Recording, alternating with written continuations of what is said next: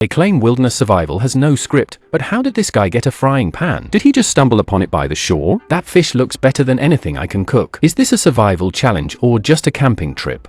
The guy next door is already smoking fish. He's living the good life, even playing with a rabbit like it's a toy. I must say, this season's contestants are keeping things exciting. Who do you think will win? It's day 26 of the challenge. There are 7 people left. Let's check in on Nicky. As the temperature drops, his fingers are nearly frozen. He can only feel a bit better by soaking them in hot water mixed with pine needles, which helps disinfect them. After soaking, his fingers feel much better and he can clean them properly. Tonight, he's planning to make squirrel soup. Even though there's not much fat on it, just smelling a bit of meat is a blessing. Nicky feels weaker by the day. He tries to focus on his tasks, but often finds himself thinking about his family halfway through. This isn't a good sign. The food resources he can gather are limited. Relying on them alone will eventually send him home. The squirrel soup is getting more flavorful as it cooks. It looks plain, but when he tastes it, a subtle meat aroma spreads in his mouth. If only he had some seasoning. Nicky is very worried about his injury, which could easily worsen. If his recovery is slow, it will seriously affect his survival pace. Nicky doubts he can make it to the end. For now, he can only take it one step at a time. Suddenly, sparks fly up. Although Nicky quickly douses them with water, the fire spreads too fast, lighting up the surroundings. Nicky tries to put it out, but it's not very effective. He has to start removing things from inside. It looks like Nicky might need to go home and rest. The fire is growing stronger and can't be stopped. Nicky worries it will spread further. If only it would snow now. After relentless effort, he finally gets the fire under control. Nicky looks at his half-burned shelter, feeling terrible. There's no way he can fix it now. Tonight, he'll have to huddle up to stay warm. How long do you think he can last like this? Nicky insists this isn't for show. I can't believe my bad luck. Who would have guessed my own fire would destroy my shelter? She's at a loss for what to do now. The worst part is Nicky might have burned herself while putting out the fire. She'll have to wait until daylight to check properly. My hands feel like they're about to give out. Nicky just prays for the night to end quickly, unsure of what to say. On day 27, the camera turns to Michelle, who spent the night troubled by animals. There's hardly any food here, yet they keep wandering around. Maybe they're attracted to the smell of his clothes. I wish someone would share some food. I haven't had meat in ages, and my sleep has been terrible. Michelle's face is looking worse each day. He's heading out today to find something edible. At least the bucket he found is still there. Unfortunately, the frame is broken, so he can't use the bucket to set hooks. He's too exhausted to repair it. The only thing keeping him here is the challenge. If the traps don't yield anything in the next few days, he might consider quitting. The success rate of fishing here isn't very high. He'll have to check the traps or maybe set up more around the area. Besides fishing, hunting has become his only food source. It's been a week since he last had meat, and just eating berries isn't enough. The traps aren't working well either. No animals are in sight, and he can't tell if it's due to poor setup. Or maybe there just aren't any animals nearby. Michelle finds this challenge far tougher than any of his past wilderness experiences. The worst part is that his body is getting weaker. Just walking a few steps makes him dizzy. If this continues, he's really afraid his body will give out. Michelle's mood is getting worse. If only a rabbit would show up now. His emotions are on the edge. He feels he's tried hard enough to face the challenge, but reality is harsh. There's no response. He urgently needs food to lift his fragile spirit. The camera returns to Nicky. She can't believe she burned down her shelter last night. Others see Nicky still smiling, but inside, she's heartbroken. If she wants to continue the challenge, she needs to repair the shelter today. Her body is already weak, and now she has to spend a lot of time and energy on it. Nicky worries her body won't hold up. Last night, it was mainly because of the buildup of charred bark. The sudden blaze prompted him to wrap the shelter in green branches, hoping to prevent future fires. Nicky intends to regularly clear out the charcoal. He vows to never join another wilderness survival challenge if another fire occurs. He estimates that repairing the shelter will take at least 3 days, which is an energy drain he can hardly afford. He spent the entire day repairing the shelter, leaving almost no food. To calm his hunger, he has to boil squirrel bones again. On the 28th day of the challenge, the camera shifts to Brady, who is about to eat the fish he just cooked.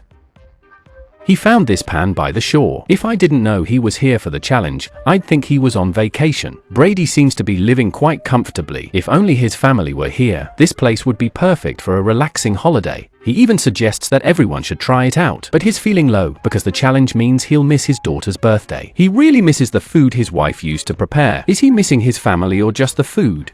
Brady imagines the fish tastes like cake. The thought makes him hungrier and tempts him to quit and go home to celebrate. But he's truly worried about his wife managing their child alone and fears something might go wrong. His mood worsens daily. The camera then cuts to Barry, ever the showman. He even made a sign saying he's going to win and showed everyone how to spell victory.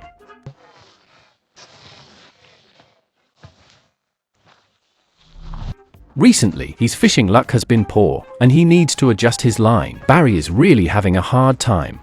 Despite his cheerful demeanor, he's struggling a lot behind the scenes. Even sleeping gives him leg cramps. The main issue is the lack of food. Now, he eats whatever he can find. He checks his traps, hoping for a surprise. It's been ages since he's seen any rabbit tracks. Maybe the wolves got them all? He heads into the forest to search for food. Even spotting some tracks would make him feel a bit better. Just as he finishes saying this, he catches a rabbit. He's incredibly grateful for nature's gift. Although there's not much meat on it, he's not picky. Having a snack is a blessing. If Barry could catch a rabbit daily, he believes he could keep going. But he still needs to find a way to catch some fish. The rabbit's fat content is too low, only fish can help him last until the end. He plans to cook the meat and use the innards as bait. Barry feels this is a crucial turning point. Things are looking up. After all his hard work, he can finally savor a meal, taking a big bite. He can't quite describe the taste. Some chili for stir-frying would have made it better. Plain, it's a bit lacking. But he's just glad to have food. After eating, Barry crawls into his sleeping bag to rest. He plans to make a good strategy, but suddenly hears animal noises outside, startling him into immediate alertness.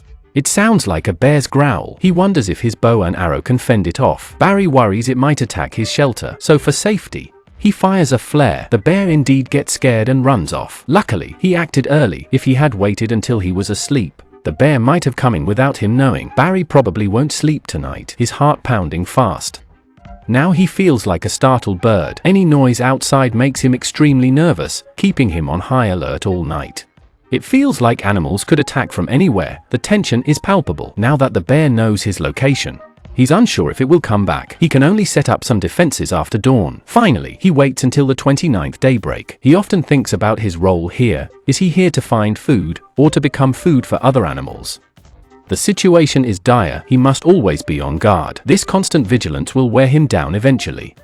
He can see around the shelter. If he hadn't fired the flare last night, he would have become the bear's feast. Though he has just one rabbit, he must hide it well to keep other animals away. Maybe placing it under a rock will do the trick. The bear shouldn't be able to lift it, right? When it comes for the rabbit, he can attack from behind. If he could hunt a bear, even if he doesn't win the prize, the whole world would remember the name Barry. The area next door is also a good spot. Walking along this path, do you think Barry has a chance to hunt a bear? The camera shifts to Nathan. He has rebuilt a bed inside his shelter, making it much more comfortable to lie on. Today, he intends to scout the area for food. The lake is beginning to freeze, and soon. I can try ice fishing. At night, you can often hear the ice cracking. It seems like it won't be long now. I wonder if there will be any fish today. Fishing here requires extra caution. Falling into the water would be a disaster. Luckily, there's a fish struggling on the line. Now, I just need to reel it in. Nathan feels he's doing quite well. At least nothing major went wrong, and he had food to eat. His main worry was hypothermia. Even with all my clothes on and sitting by the fire, I still feel a bit chilly. I hope this fish will help warm me up. Even though the fish was fighting for its life, it was no match for Nathan. He quickly had it in his hands. A fish this size could last 4 or 5 days. Nathan found the survival experience quite fascinating. He claims to have a week's worth of food. Can he really make one fish last that long? He's curious. How many contestants are still in the game? Everyone must be running low on food. No one's going to hunt a camel, right? Luckily, the production team didn't tell him the situation. Otherwise, quite a few contestants would have had a breakdown. Nathan is still dreaming about how to spend the prize money. He dislikes extravagance and waste. Ideally, he'd buy some farmland. A simple life is what he truly wants. He prefers a life free from work stress. Nathan is content as long as his family is happy and together. If Jordan didn't have so much venison, Nathan might have had a strong shot at winning. He aims to catch more fish before the lake freezes. He plans to smoke and store the fish unless a serious health issue arises. If not, he's set on staying until the end. The fish is almost done grilling. I take a bite and savor the long-missed taste of meat. I hope I can eat a bit more every day. Michel hasn't been as fortunate. He hasn't had meat in ages because the frozen lake makes fishing difficult. For now, he drinks ice water to calm down, though he's worried about slipping. Michel finds the water refreshing. The only regret is not catching any fish. Now, I have to check the traps. I knew I'd be hungry, but not this hungry. I didn't think I'd be this hungry. Turns out, the past participants weren't exaggerating. You only get it once you're here. I'm feeling so awful. I can't fathom how the others are managing. My body is at its limit. I desperately need protein to recharge. I haven't explored this area much, so there could be surprises. Suddenly, I notice rabbit tracks heading towards the trap. Michel immediately sped up to check it out. Sure enough, a rabbit was in the trap. Michel was so thrilled she cried. It's been really hard for her. I haven't eaten in ages. I can't believe I've made it this far. If I could catch more rabbits, I could last a bit longer here. Right now, she just wants to let it all out. Oh my god, I'm in it. I want this so bad. Thank you, nature, for this gift, allowing me to keep going. The camera shifts to Vonia, where the coastline is completely frozen. She can now fish in deeper waters and chop trees quickly. However, she isn't ready for a snowstorm yet. She must quickly adjust to the current conditions because anything can happen. She never expected to get this far. Gathering these poles was exhausting, but they were just enough to build a wind-blocking outer wall. The cabin materials aren't ideal. To stay warmer at night, she built a double-layered wall filled with moss for insulation. Nights get much colder, so she worked until her lamp nearly died before resting. It's now day 30 of the challenge. The wall is now completed quite well. There's no need to worry about cold winds blowing in. It looks like a sandwich. It looks neat and very comfortable. Now there's no worry about losing heat too quickly, as long as there's enough firewood. She could sleep there all year, but her stomach won't last. Now, she needs to find food. Let's see how Paris is doing. His cans have already been tampered with, but he didn't react at all while sleeping. To refocus, he plans to find something to do. This is a brand new little path. It's clearly left by a fox. He follows the tracks to see what's going on. The fox has seriously disrupted his plans. He was supposed to have bear meat to eat, but now he's left hungry. The camera shifts to Michel. After all her hard work, she finally gets to taste that rabbit. She's in such a good mood. Thinking back to the days of eating with my family, I wonder what they're eating now. Luckily, I have this rabbit to fill my stomach. I really wish they could be here with me. It's so tough being alone, except for talking to the camera. Most of the time, I just sit there feeling lonely, doing only what I enjoy. Michel even calls the rabbit her partner. It not only brings me joy, but also swims in my stomach. After showing everyone the rabbit, it's time to invite it into my stomach. On the 31st day of the challenge, Brady feels something is off. Even though I caught fish last night, I just can't feel happy. I keep thinking about life with my family. It's been ages since I played with the kids. I hope they're doing well. My wife must be swamped lately. Reflecting on the wonderful moments shared, Brady's urge to go home intensifies. She's unaware of the remaining contestants. But I just want to go home and see them. Catching fish doesn't matter anymore. I'm overwhelmed by loneliness now. Before, I thought people who missed home were just making excuses, but being here made me realize I truly want to escape this loneliness. Nothing matters more than family. After much thought, Brady chooses to leave the challenge and return home. It's really a shame. There's still enough fish in the shelter to last the week, but he feels it doesn't matter anymore. Staying here is just a waste of time. Brady plans to dry his clothes tonight and pack up to go home tomorrow. He heads to his sleeping bag, savoring this final peaceful night, his thoughts consumed with reuniting with his family. Finally, on the 32nd day, Brady has lost all motivation to continue. He just wants to go home quickly and give his family a big hug. Some might say they only want Brady to bring home the prize money. Even so, he believes he's proven his survival skills, and it's time to go home to his family.